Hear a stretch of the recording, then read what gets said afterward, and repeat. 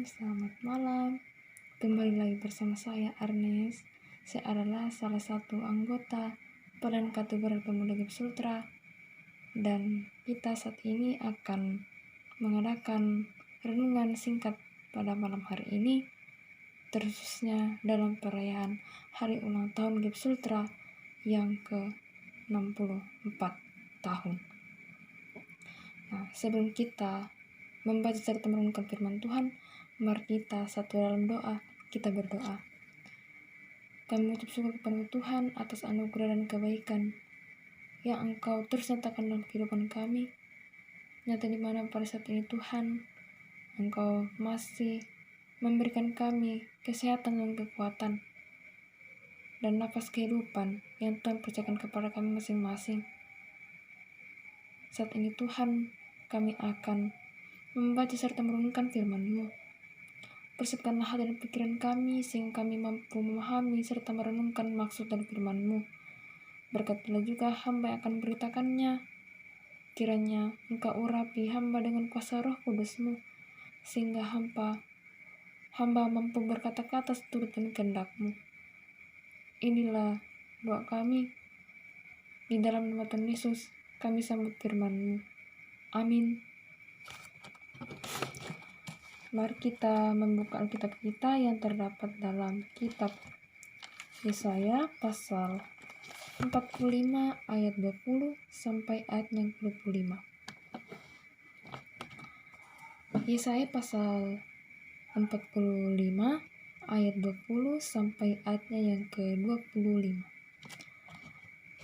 Jika kita sudah mendapatkannya, saya akan bacakan untuk kita sekalian. Seruan kepada bangsa-bangsa supaya kembali kepada Tuhan. Berhimpunlah dan datanglah, tampillah bersama-sama, hai kamu sekalian yang terluput di antara bangsa-bangsa. Tiada berpengetahuan orang-orang yang mengarak patung dari kayu, dan yang berdoa kepada Allah yang tidak dapat menyelamatkan. Beritahukanlah dan kemukakanlah alasanmu.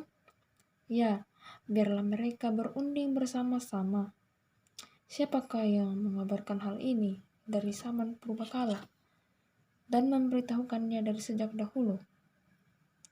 Bukankah aku, Tuhan, tidak ada yang lain, tidak ada Allah selain daripadaku. Allah yang adil dan juru selamat, tidak ada yang lain kecuali aku. Berpalinglah kepada aku dan biarkanlah dirimu diselamatkan, hai ujung-ujung bumi. Sebab akulah Allah dan tidak ada yang lain. Demi aku sendiri, aku telah bersumpah.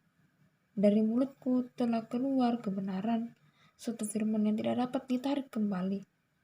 Dan semua orang akan bertekuk lutut di hadapanku, dan akan bersumpah setia dalam segala bahasa, sambil berkata, keadilan dan kekuatan hanya di dalam Tuhan.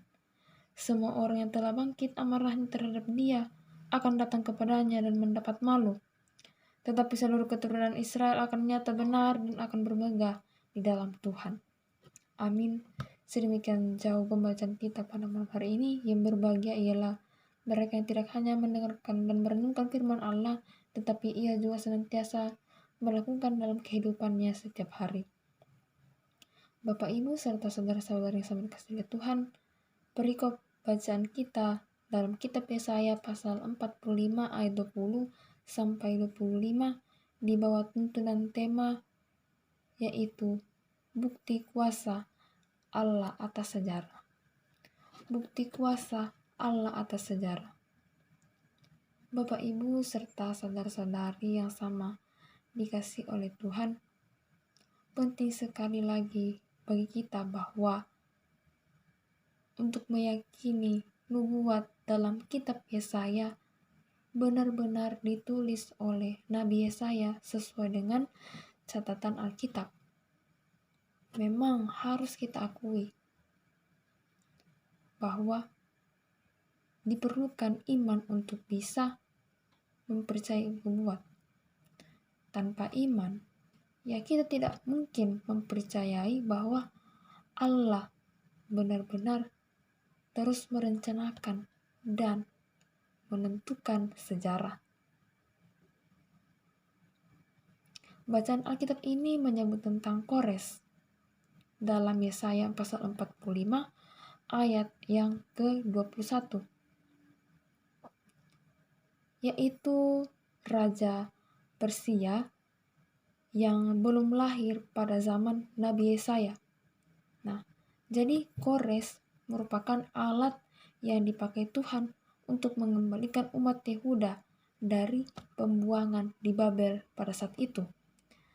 Pembuangan di Babel itu belum terjadi pada masa Nabi Yesaya. Oleh karena itu, nubuat yang kita baca saat ini di sini memperlihatkan bahwa peristiwa pembuangan bangsa Yehuda dan pengembalian umat ke tanah perjanjian membuktikan bahwa kuasa Allah menentukan sejarah. Kuasa Allah atas sejarah menunjukkan bahwa Allah Israel itu sangat berbeda dengan berhala-berhala yang tidak ada artinya apa-apa. Bapak, Ibu, serta saudara-saudari yang sama dikasihi oleh Tuhan kita Yesus Kristus, bila kita meyakini bahwa Allah berkuasa atas sejarah, maka kita tidak akan dikuasai oleh perasaan risau yang sering terjadi dalam kehidupan kita sehari-hari. Ya, termasuk salah satunya wabah COVID-19 yang sampai saat ini belum bisa teratasi. Bila kita meyakini bahwa Allah berkuasa atas sejarah, maka Allah juga memiliki rencana sendiri yang saat ini memang kita sebagai orang percaya itu belum kita belum bisa mengerti secara tuntas. Akan tetapi kita juga harus menyadari bahwa Allah telah menyiapkan pekerjaan yang baik sebagai tanggung jawab yang harus dikerjakan kepada kita selaku orang percaya, seperti yang tertulis dalam kitab Efesus pasal 2 ayat surat Efesus pasal 2 ayat yang ke-10. Jadi mempercayai kuasa Allah bukan berarti kita hanya berpangku tangan saja, melainkan berarti kita harus mempersiapkan cara hidup kita dengan rencana kasih Allah. Bahkan kita harus melaksanakan tanggung jawab yang telah dipersiapkan Allah untuk kita. Jadi pertanyaan kritis bagi kita saat ini ialah, apakah kita benar-benar mengumuli setiap kehendak Allah dalam kehidupan kita? Apakah kita telah menetapkan hati untuk selalu bersedia melakukan apapun yang menjadi kehendak Allah dalam hidup kita? Yang pasti, Allah yang kita imani itu adalah Allah yang peduli pada setiap pergumulan kita sebagai umat-Nya. Karena itu, bersandarlah kepada Allah dalam segala keadaan kita, termasuk dalam perayaan hari ulang tahun Yesus Ultra yang ke-64 tahun ini. Tuhan Yesus pasti menolong dan memberkati kita semua. Amin. Mari kita masuk dalam doa syukur syafaat sekaligus doa penutup. Mari kita sebelum doa kita berdoa. Kami mengucap syukur kepadamu Tuhan atas anugerah dan kasih setia yang Engkau terus nyatakan dalam kehidupan kami. Nyata di mana Tuhan, Engkau telah masih memberikan kepada kami nafas kehidupan hingga pada saat ini. Saat ini Tuhan, kami datang berterima kasih atas firman yang telah kami renungkan. Biarlah firman yang telah kami baca serta renungkan tidak hanya berlalu begitu saja, tetapi kami aplikasikan dalam kehidupan kami setiap hari. Bapa dalam kerajaan surga, melalui doa syukur syafaat kami ini, kami ingin datang mendoakan keluarga kami, terkhususnya kedua orang tua kami, Bapak serta Mama, baik selaku kepala keluarga, ibu rumah tangga, apapun bentuk tugas dan usaha yang mereka lakukan. Tuhan terus memberkati kehidupan kedua orang tua terkasih kami, sehingga dari semuanya itu kami memperoleh berkat-berkat untuk kami pakai demi kemuliaan nama Tuhan. Demikian juga kami yang masih dalam bangku pendidikan, mulai dari TK sampai perguruan tinggi. Berikanlah kepada kami akal budi dan pemikiran yang baik, sehingga dari semuanya itu kami dapat senantiasa belajar dengan tekun, dan suatu saat apa yang kami cita-citakan itu semuanya boleh terwujud seturut dan kehendak-Mu. Ya Bapa dalam kerajaan surga, kami juga datang mendoakan kepada sanak saudara kami, keluarga kami, ataupun teman-teman kami yang mengalami kelemahan tubuh oleh karena sakit penyakit yang diderita, entah itu yang gejala berat ataupun gejala ringan. Kiranya Tuhan senantiasa melawat mereka, jamah setiap tubuhnya yang sakit, sehingga dari semuanya itu mereka memperoleh kesembuhan yang asal daripada-Mu. Berkatilah juga makan minuman serta obat-obatan, pendampingan medis serta pendampingan dari keluarga, sehingga dari semuanya itu dapat menjadi saluran kesembuhan yang asal daripada-Mu, dan suatu saat ia dapat pulih kembali dan dapat beraktivitas seperti sedia kala dan bisa kembali untuk memuji dan memuliakan nama-Mu. Kami juga ingin datang mendoakan kepada sanak saudara dan keluarga yang terpisah dari kami.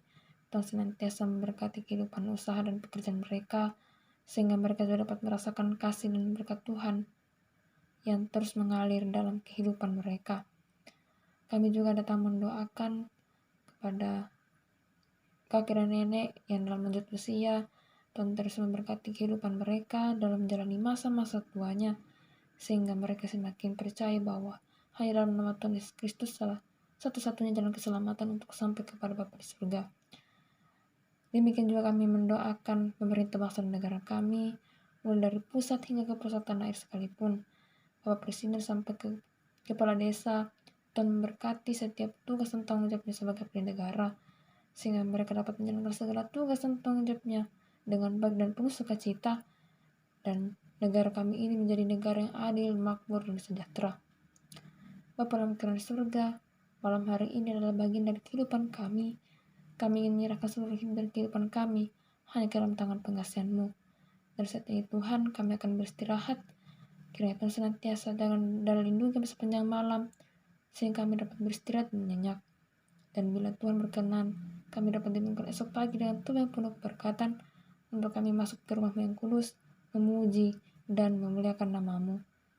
Inilah doa syukur syafaat kami, yang kami bawa dalam nama Tuhan Yesus Kristus, itulah Tuhan dan Juru Selamat kami hidup. Amin. Demikian renungan singkat kita pada malam hari ini. Shalom, selamat malam, Tuhan Yesus memberkati. Salam sehat.